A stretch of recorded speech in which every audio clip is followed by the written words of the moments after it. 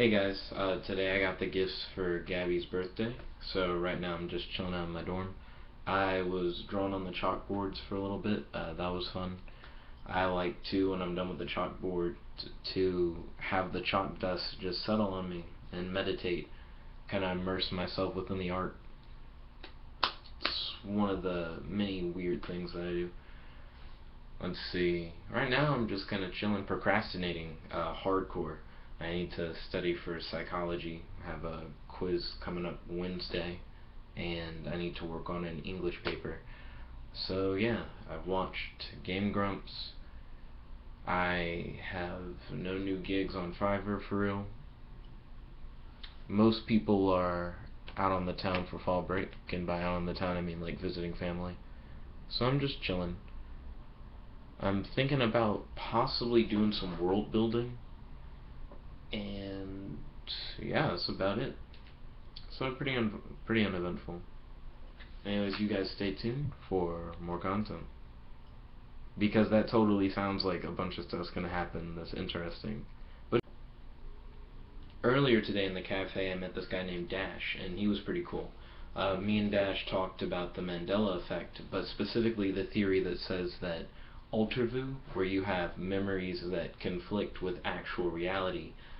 There's a theory that people say that universes collide and information from one universe is kind of taken out physically but not memory wise. So if you're from the universe where it's Berenstein Bears, you would still remember Berenstein Bears, but there'd be no physical evidence from your universe. You just kind of merged into the other universe where it's Berenstain Bears or whatever.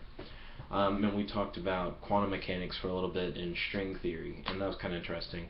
We also talked about the idea of the holographic universe, the holometer studies, and the idea that the universe could be made out of bits that are on the Planck scale. So that was all interesting to discuss. I've been texting with TJ a little bit. He didn't know about the Snow White one, where it's actually magic mirror on the wall rather than mirror mirror on the wall. That is a very common altervu, and that was kind of cool. So a lot of stuff has been about the Mandela Effect for me recently. I've been looking into what's going on in DC. I didn't know that The Flash season 2 actually came back. Had actually premiered. The first episode was alright. I felt like the actors were acting weird in the first episode of the second season of Flash. It was like they'd all become really comfortable in their roles, but it wasn't 100% natural. Like, they were all really happy to be there, but it didn't convey realistically. There were some good parts that I liked. Spoiler alert, I enjoyed the explanation for Ronnie Raymond, only because I knew that they were replacing him, and I was very curious of who they were going to replace him with. I already know who they're replacing him with. He hasn't been introduced yet, but I wanted to know why he was getting replaced in the first place. I thought Ronnie was just going to leave the team, so I was shocked to hear what I heard. I guess I'll leave it kind of ambiguous about why Ronnie Raymond is gone. And the introduction of Jay Garrick, I was really glad to see that happen in the first episode. I looked at the schedule of episodes and I thought it was going to happen in the second episode of the season. It didn't. Jay Garrick has already been introduced. In case you don't know who Jay Garrick is, he was the original Flash, and they're setting it up where Earth 2 is going to be really big in this season, so I'm excited for that. Let's see. The Flash got outed in this season, and by outed I mean he presented himself to all of Central City. Everyone knows the Flash exists. He isn't an urban legend anymore. It's very similar to what happened in Benton. It was Ultimate Alien. Benton Ultimate Alien, when everyone learned who Ben was. So it wasn't just alien sighting here, alien heroes going around. People knew who he was. Now, it's not exactly the same. People don't know that Barry Allen is the Flash, but people know that the Flash is an actual thing. And I guess they're trying to say that people already knew that the Flash was a thing, because they talk about the Singularity event as being a really big thing in the universe. And I mean, it happened. But that doesn't prove that the Flash exists, I guess. It would have been another one of those things that just kind of occurred in the universe. Let's see. Oh, so this is actually kind of interesting. Right now I'm texting with Will. If you remember Will from a few episodes back. I'm also texting with TJ and Nick. So I was texting with Will, and I asked him if he knew what the Mandela Effect was. And we continued texting, and he was really confused. And he said that in his phone, he was getting text from himself. It was saying that the texts were coming from his own name, and that probably was really weird. And the fact that I was asking him about the Mandela Effect, and he thought he was receiving text from himself was really weird. Because if he knew what the Mandela Effect was, he might be thinking that the texts are coming from another universe, which would have been kind of cool. Um, but yeah. So I'm gonna text with Will real quick. If I had to give a review to the Flash premiere episode for season 2, I'd give it a thumbs middle, not a thumbs up or a thumbs down. There are a lot of good moments. There are a lot of plots that are resolved, and there are a lot of new doors opened. I feel like the episode could have worked better. It has a really weird start, and then after you get past the start, it's pretty alright. It's one of those episodes where if you were using the bathroom at the beginning and you're like, oh no, I missed the beginning. You didn't miss much. You didn't miss. You probably had a better experience of the episode.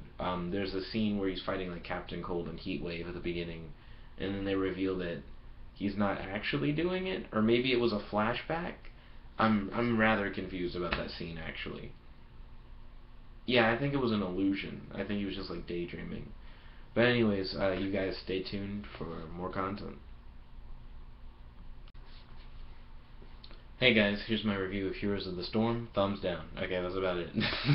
But in all seriousness, after playing League of Legends and then playing Heroes of the Storm, Heroes of the Storm is an inferior knockoff that uses Blizzard's characters, has unnecessary features, is lacking in some very basic features of League of Legends, and is just inferior in many ways. Maybe I was missing something. Maybe there was something in my experience that other people got that I didn't get. Maybe if you're a big Blizzard fan, it may be great. But there was nothing redeeming about it. And I'm not just dogging on it because it's a Blizzard thing. Because I really don't like Smash Brothers at all, and I prefer PlayStation All Stars. And it's not because I like PlayStation over Nintendo, it is because I do not like the game mechanics of Smash Brothers, and I love the game mechanics of PlayStation All Stars. And this is kind of similar. It's not that I'm a huge League of Legends fanboy and Heroes of the Storm, I mean, and Blizzard is like, ugh, or anything like that.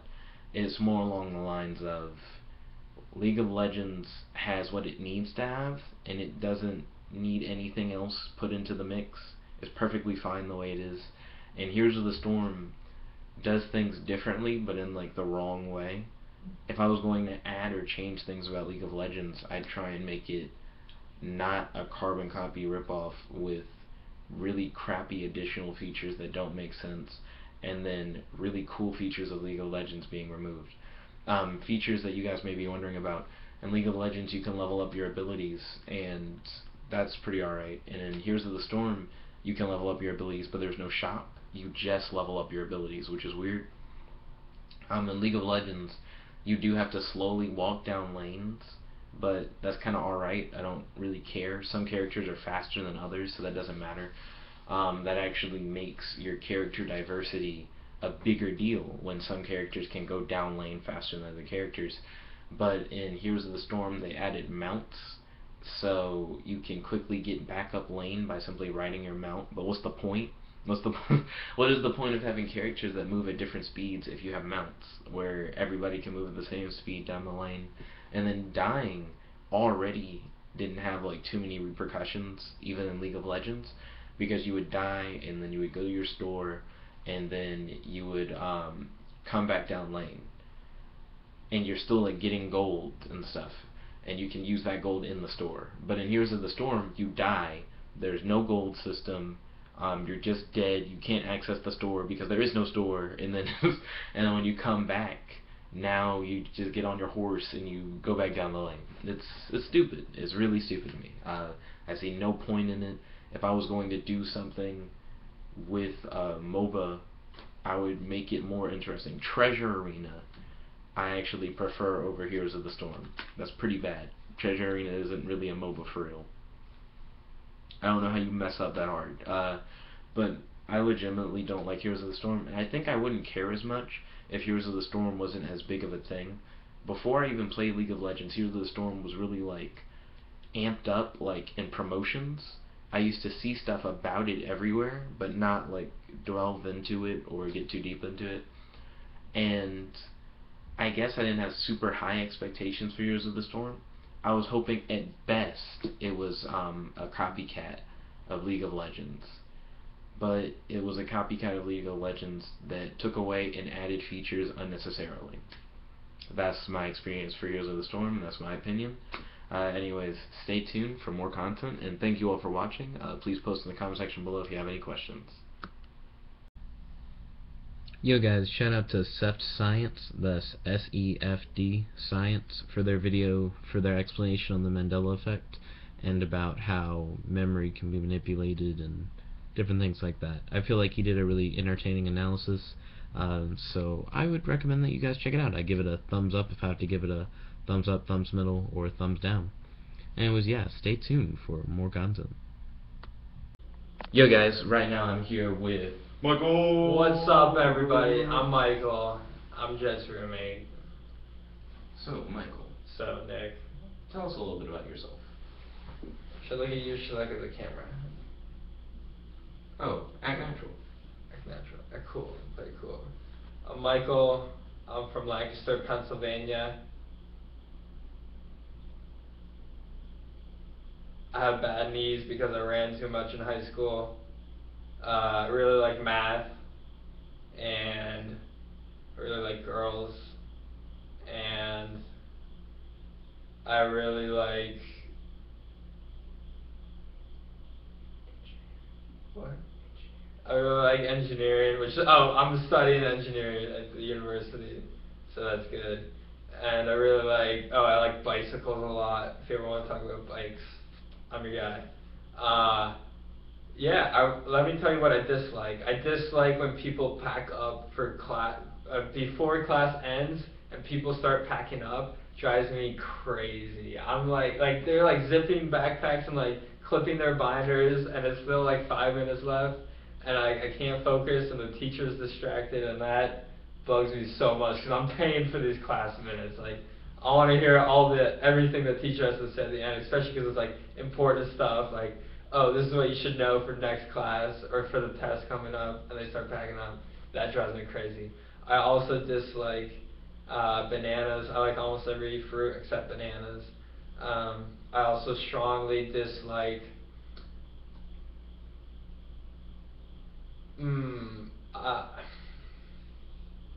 there's not a lot of things that I don't like. I like almost everybody.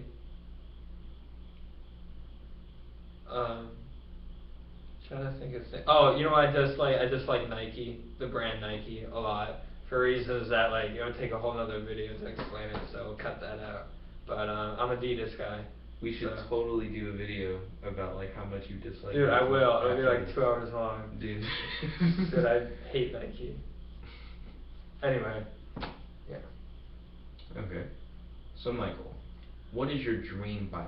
If you could have like what you imagine to be the perfect bike. Shimano Dura Ace Di2 shifters. Oh, first of all, it'll be a triathlon bike. Probably a Cervelo P6. Dura Ace Di2 electronic shifting. Obviously, like SRAM red crank, carbon crank. 5039, 172.5 millimeter. Probably, I don't know what handlebars I want. I'll worry about the handlebars later. 5239 on the front, probably like 11 to 34 on the back. I'm from Pennsylvania, super hilly, like the roads suck, they're all crumbled and cracked, and there's so many hills, so you can't really ride like a tri bike fast anywhere for long periods of time. But I'd probably get like 11 to 34 on the back so that I could ride it on those hills, and like, you know, during a race I could do the hills. And then zip 1080s, or a 1080 on the front, like an 808 on the front, a 1080 disc on the back. and probably like a set of 404s, training wheels. Yeah, probably a Adamo breakaway saddle. Your pretty standard, cut off nose with the hole in the front. Yeah, that's about it. I mean, obviously a Garmin speed cadence sensor on it for my Garmin 910 XT. And just some kind of aero. I mean, I already have an aero helmet, but yeah, that's my get up. Cervelo P56. If y'all have any for sale, let me know. I'll trade it for my belt P16, which is like a third of the price of a P5. Yeah. Ooh, I have more questions, but if the Wi-Fi cuts it out, we lose all the content, so I'm going to do it in segments. Alright, let's do it. Yeah. Cut it. That's good, because I have to send this text. Hey guys, welcome back. Right now, Michael was explaining how technologically advanced What's up, bikes are. everybody? Let's talk about bikes some more. What was your question? How technologically advanced are bikes, and do you feel that most people don't know how much engineering is really put into the creation of bikes? Yeah. So, normal bikes, like the physics of a normal bike, you think it's pretty standard, like it's just two wheels and you like go, but the physics of it is like super complex, and there's like a lot of YouTube videos. Go look up, Minute Physics has some good ones about how that works, but the technology and engineering behind like making high-end bikes is insane. It's not just like round down tube, you don't just have like a tube, a bunch of tubes connected to each other. Like carbon fiber frames are like so intricate and aerodynamic, and it's really amazing the engineering that goes into them to make them as light and as stiff as possible. And then you get like electronic shifting. So what it is it's not wireless, not yet at least. Well, there's one. No, it's not wireless yet, but it saves weight and it saves mechanical failure. So instead of having, so what it is, a tiny little wire that goes through the frame and goes to the shifter. And it saves weight, it saves mechanical failure, and it saves tuning. So instead of having to like adjust your shifters all the time, on a high-end bike, it's very precise and fine-tuned. So instead of having to turn an Allen key like an eighth of a turn every couple months or whatever, it's always the same. The electronic, it doesn't like get messed up. So those are pretty expensive. But yeah, and then lightweight is everything, like everything. So it's the engineering behind that. I wouldn't mind like going into bicycle engineering, but that's another whole story. So most people don't even need a light bike.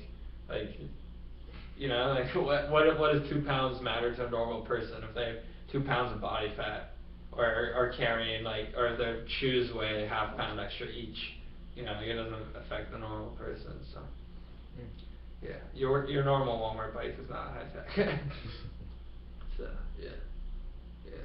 Okay. Now we're going to stop again because of how crazy the Wi-Fi is, but afterwards, stay tuned for Michael's rants on how shitty Nike is. Yeah. Actually, I do have to get going to bed. Oh, okay. So Michael's headed out, so he won't be able to continue the interview. If you have any social networks or things that you want to represent or promote, this is the time to do it. Actually, I don't, because I'm not a conformist to the social media environment, and actually, I got an Instagram the day it came out for Android, and then I deleted it because it became too mainstream. If you want though, it's not out for Android yet. Download the app called Beam, B-E-M-E. It's for iOS. Super good. It comes out for Android in December-ish time frame. You can follow me then. I will be getting it. It's super good. You hold it up to your chest like this and it records. So instead of taking an awkward pictures like this or wherever, you just hold it up to your chest and it records a 4-second video. Super cool. Check it out. It's called BEME. That's my plug. I'm out. Good job, internet. And I you need guys some water. stay tuned for more content. Boom. Okay, so you guys blew me away. So I've had videos get so many views within a day's time, and videos that have gotten way more impressive views than like 37 views in a day or whatever. But yesterday's video got 37 views. That took me off guard only because for the vlogs at least, they gain views but like slowly over time. And then yesterday's video is already at 37. So I'm like, wow. And I feel like that has a lot to do with the length of the video. So I feel like you guys probably want shorter videos, and I'm cool with that. But yeah, that was really impressive. Also, I apologize for how slow today has been video-wise. Like I said, the main things I've done is talk about the Mandela Effect, and I chilled with Dash for a little bit. I got gifts for Gabby's birthday, and other than that, I've just kind of been procrastinating on my work because fall break. So yeah, wow, thank you guys so much for watching. We're very close to 350 subscribers, and I'll try and keep it interesting for you guys. So please stay tuned for more content.